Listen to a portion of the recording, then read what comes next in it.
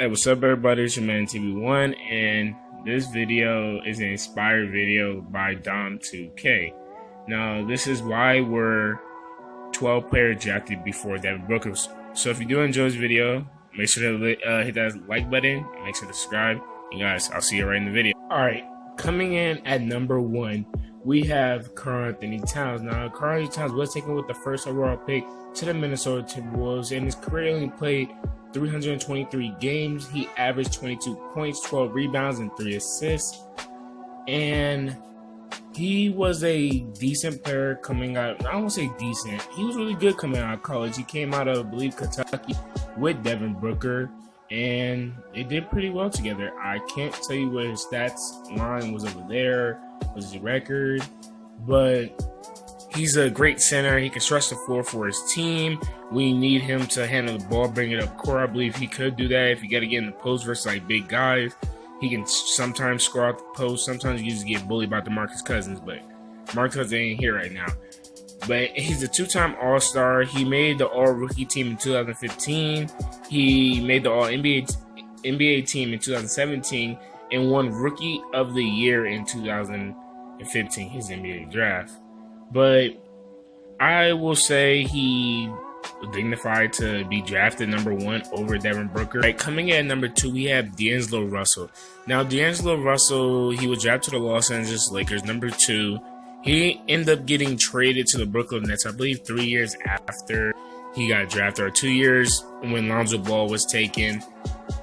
D'Angelo Russell ended up played 81 games last season, so he only missed 1 game. He ended up putting up 21 points, 4 rebounds, 7 assists. Now, from the field goal, he shot from the 43%, and then from three-point line, he shot 37%, and the free throw, he only shot 78%. Now, for his career averages, he put up 272 games, 17 points, 4 rebounds, and 5 assists, shooting only 42% from the field goal, shooting 35% from the three-point line, and shooting 36% from the free throw line. So the reason why his averages are so low is because he was playing with Los Angeles Lakers team, that bum Los Angeles Lakers team, and D'Lo didn't fully come into himself until he got to the Brooklyn Nets. So this was like his first year to actually show what he was really about, and he ended up proving it to us. He became a first-time All-Star, and he did make the All-Rookie team back in his 2015 class. Now, D'Lo is having a very successful career, in my opinion. I don't know what y'all think, but he is having a successful career. So him being picked number 2, good idea. Lakers should never trade him. All right, guys, coming in at number 3, we got Jahlil Okafor. So now for the less important guys that don't have highlights in the background, so you only will see the highlights for people that actually proved themselves in the NBA, with Jahlil Okafor having yet. So he played for the Philadelphia 76ers, the team he was drafted to at number 3. And then I believe he got traded to the Brooklyn Nets, and then he got traded. It wasn't like back-to-back years he got traded, but New Orleans Pelicans ended up getting him last. That's what I'm going to say. Last season he played 59 games, got 8 points, 5 rebounds, shot 59% from the field goal, only 20% from 3, 66% from the free throw line. So out of that little game average right there, Jahlil Okafor was coming into this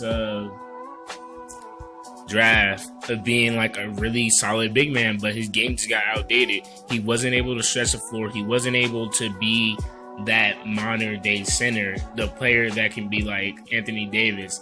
Oh, I can pass Anthony Davis ball in the corner. He's going to make the 3 with no worries. But in his career averages, he played over 190 games. He only averaged 12 points, 5 rebounds, and 1 assist.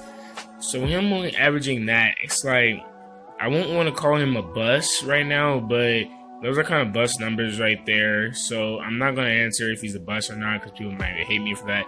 But he did have a low-key breakout season at the end when Anthony Davis stopped playing. Yeah, but this is Jahlil Okafor. All right, coming in at number 4, we got the unicorn himself, Kristaps Porzingis. Now, Kristaps Porzingis was taken with the 4th pick in the 2015 NBA draft. I don't know why I keep on saying 2015 NBA draft, since you already know that. But he played over 186 games, averaged 18 points, 7 rebounds, and 1 assist. Now, in my opinion, Kristaps Porzingis should have been taken with the number 3 or the number 2 overall pick. Now, the reason why I would love to have him be taken with the number 3 overall pick is because if he had a chance to play with Ben Simmons, Joel Embiid, and I believe the other players in there, that would have been really good. Joel Embiid, Kristaps Porzingis, Ben Simmons in the backcourt. Wait, front court, them two. Backcourt, you got them. You got Ben Simmons. But Kristaps Porzingis, really decent player. He did end up torn his ACL, so he didn't play all last season. But from the 3-point line, where he shot, I believe, 2 seasons ago, he shot 36%, which is decent for a big man. Shot 44% from the field goal, 80% from the free throw line. He was a one-time All-Star with the New York Knicks. Ended up getting traded from the New York Knicks this past season to the Mavericks. I feel like he's gonna do really well on the Dallas Mavericks because him and Luka Doncic, 2 European players, are overseas players. I feel like they would just mesh together perfectly. It's just they're gonna know each other's play style, and he's coming back from an injury, so I feel like Kristaps is gonna be good, healthy, and everything. At the number 5 pick, we have Mario Hezonja, I believe. And last season, he ended up putting up 58. He played 58 games, 9 points, 4 rebounds, 2 assists. Not that well. He got 41% from the field goal, 28% from the 3-point line. In his career, he played over 277 games, only averaged 7 points, 3 rebounds, 1 assist. Shot 42% from the field goal and shot 32% from the 3-point line. So he had a lot of, it's underwhelming, really. He was drafted number 5 to the Orlando Magic, and it didn't work out that well. I believe he ended up still playing for them. But in 2019, I believe in the season, he did end up getting traded or he signed with the New York Knicks. But he's no longer on New York Knicks. He ended up going to, I believe, the Spurs. He probably went to Spurs. Don't know. Really don't care about this NBA player. But if we gotta say who's the bust in this list, Mario Hezonja is the bust. You're taking number 5 to Orlando Magic. Everybody thought he was gonna be like an actually good player, but he didn't pan out to be that good of a player. Now coming in at Willie Cauley-Stein. Cauley-Stein played 81 games last year. He averaged 12 points, 8 rebounds, 2 assists, shot 56% from the field goal, 50% from the 3-point line, and 55% from the free throw line. So stats don't tell everything. 50% from the 3-point line, it doesn't mean anything because you don't know. He probably could take like 2 threes and made 1, or he probably took 4 and made 2. That goes 50%. But he didn't make the all-rookie team until the 15-day draft. So in his career, he ended up playing a solid amount of games, 295 games. He averaged 10 points, 6 rebounds, 2 assists, shot 53% from the field goal, 22% from the 3-point line. See, now that actually tells you something. He only shot 22%. This year, he only shot 50%. But his expectations was pretty high, I gotta say. Now, him going into playing with the Kings, it was a bad fit. It was the play style he has. He's not a player that will stretch the floor. He's just like a player, I would say like a Jahlil Okafor. Don't stretch the floor, back to the basket guy, grabs rebound for you. Like the person that would do your dirty work, like Draymond Green. He's the person that would do the dirty work. So I feel like he was the player to do the dirty work. But it didn't pan out at all. He ended up signing with the Golden State Warriors, and I believe him signing with the Golden State Warriors, him being a hyper-athletic dude, driving straight to the basket, grabbing rebounds, throwing the ball all the way down to Curry for an outlet pass, giving the ball to D'Angelo, being a good rebounder and all. But I feel like he's going to work out with the Golden State Warriors. The Kings, no.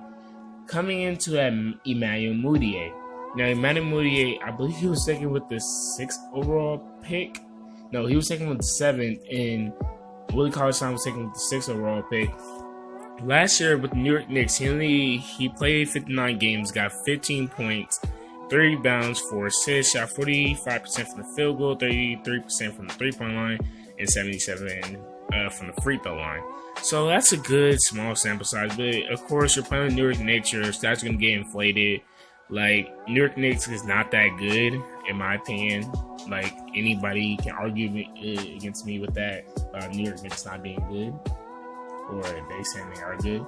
But he played over 246 games, he got over 12 points, 3 rebounds, 4 assists. That shot 39% from the field goal, 32% from the 3-point line, and 74% from the free throw line. So he did end up playing with the Denver Nuggets through 2016-2018 season. I believe he ended up signing with the New York Knicks, or he was dealt in the trade. I do not know, do not care, because this is Emmanuel Mudiay. Who really is Emmanuel Mudiay? But he signed with the Utah Jazz this offseason. So if he can put up solid numbers, I'm not talking about 15 and 4. I'm talking about like at least solid numbers coming off the bench, because Mike Conley's going to be starting. If he can put up 8 points, 2 assists off the bench as an 8th man, 7th man, I can actually see him being a pretty good role player. But him being drafted that high, I believe at number 7, was not good. Devin Booker ended up putting really decent numbers. We'll get to him later. Coming in there as Stanley Johnson, the number 8 pick. I really don't want to talk about him, but he played for the Detroit Pistons, and then he played for the New Orleans Pelicans. And I believe he got released by the Bucks, and the Pelicans signed him, which was super stupid. Or they ended up doing a trade. We're not going to talk about him this much. He only averaged like 7 points last year, and Curry's only averaging 7 points. So let's get over to Frank Kaminsky, who I don't want to talk about. With him only playing 47 games in the league, he was taken with the 9th pick in the draft. He didn't do that well. He only averaged 9 points. He played 47 games last year, so there wasn't a big sample size to grab him from. So I'm going to go off his career stats. He played over 282 games, 10 rebounds, 10 points, 4 rebounds, 2 assists, 42 from the field goal, 35 from the 3-point line. So Frank Kaminsky can a bit stretch the floor for you if you need him to, but that's not a player you will actually rely on to stretch the floor for you. But Frank Kaminsky being drafted over Devin Booker, even being drafted over like a guy like Montrezl Harrell that was picked in the 2nd round, Rondé Hollis-Jefferson, Bobby Portis, DeLon Wright, Sam Dekker, Terry Rozier, Kelly Oubre, being drafted over them was a stupid decision by the Charlotte Hornets. But you already know Michael Jordan, Charlotte Hornets, has been going to a big dumpster fire since he got there.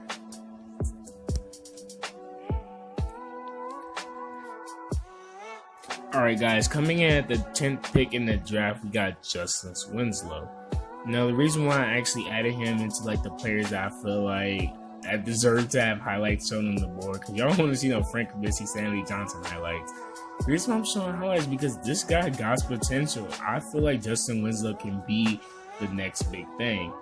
Now he only played 66 games last year, averaged 13 points, 5 rebounds, 4 assists. Now he's 6'7", playing the point guard position, which was very smart of the Miami Heat. I feel like if he doesn't play the point guard position, he kind of gets distracted. He really doesn't know what he's doing out there. Like, he's not a catch and shoot player. He can create plays on his own. So, like, in my opinion, he needs to be the point guard for the Miami Heat, not to be the small forward, not to be a power forward. He played over 230 games last year in his career. He averaged only 9 points, 5 rebounds, 3 assists. Now, because in rookie year, he probably wasn't playing that much. But Justin Winslow, when he was playing point guard last year, he did pretty decent as the point guard of the Miami Heat. But that was when Hassan Whiteside was there, with his ego, him being a baby and all, which was kind of annoying. But with Justin Winslow, I feel like if he develops a three-pointer, develops his dribble moves, and actually becomes a point guard, he would be really good in today. All right, coming at the number 11 pick, and guys, Miles Turner could be been taken with the 5th pick in the 2015 NBA draft. So Miles Turner ended up playing 74 games last year and putting 13 points, 7 rebounds, 2 assists. Shot 49% from the field goal, 39% from the 3-point line. Now, these stats actually tell what Miles Turner can do. Miles Turner can stretch the floor for you when you need him to. He's a great blocker. And in the 2018-2019 season, he led the lead in blocks, so he became the block champion. He made the All-NBA team and drafted the Pacers. He did really well, and I believe his rookie season. Can't pull up the stats for you. Sorry about that. Career, he played 280 games, 13 points, 7 assists.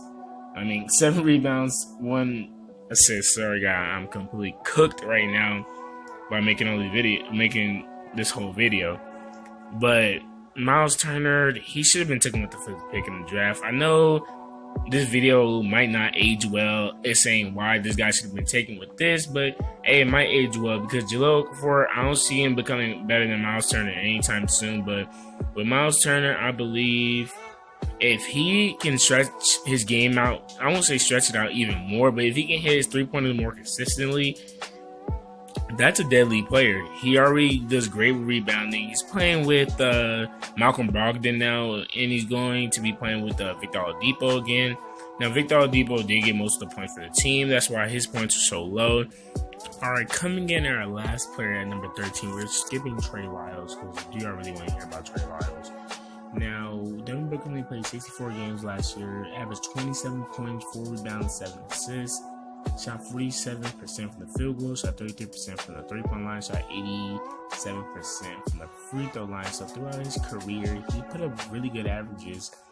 But in his career averages, he may have 21 points, 4 rebounds, 4 assists, 44 from the field goal, 45% from the 3-point line, and 85% from the free throw line.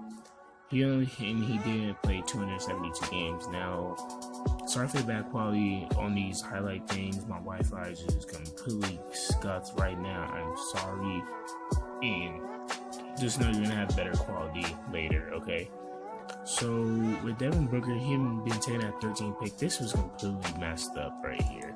How you going to take somebody at the 13th pick? Now, keep in mind, he had never made an All-Star game. He put up 27 points last year. Putting up 27 points are all-star numbers. Putting up 7 assists. Now, I know playing on the Phoenix Suns, you can get your stats inflated because Phoenix Suns have been the worst team throughout the league since he's been drafted. And they've just been getting worse for some reason. They got a lot of good young talent. They got DeAndre Ayton. They've got Cam Johnson in this year's draft. They signed Ricky Rubio, so I believe they will be a better team than they were. But for some reason, they kept going down. They got Tyler Johnson last year, which was a confusing pick, in my opinion. I don't get why would they get Tyler Johnson to be their point guard. They brought out Jim Fredette, but he didn't get a chance to actually prove what he's worth. But Devin Booker should have been taken with the 1st, 2nd overall pick with his brother from Kentucky, karl-anthonytowns. Now, in my opinion, he should have been taken with the 1st overall pick. Putting up 27 points is amazing. I would want that person on my team any day out of the week. If Oklahoma City Thunder had the 1st overall pick and they were actually smart enough to look at players, I would actually choose Devin Booker as my 1st overall pick or karl-anthonytowns. But guys, if you did enjoy the video, make sure to leave a like on it. Hit the subscribe button and turn on post notifications. Guys, I'm cooked. I'm going to see y'all later. Peace.